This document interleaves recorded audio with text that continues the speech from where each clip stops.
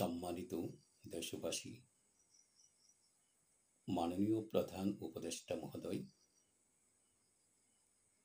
নির্বাচনের যে সম্ভাব্য তারিখ 2026 খ্রিস্টাব্দের এপ্রিলের প্রথম সপ্তাহের দিকে কোনো একদিন নির্বাচনটা হবে।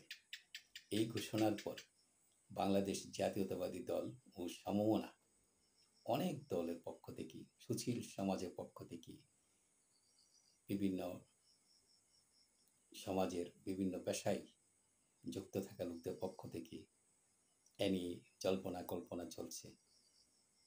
উনি যেই যুক্তি দিচ্ছে সংস্কার করবে, বিচার করবে, উনি 10 মাসে কি সংস্কার করেছেন আর কি বিচার করেছেন এটা তো দৃশ্যমানই করতে পারেন নাই।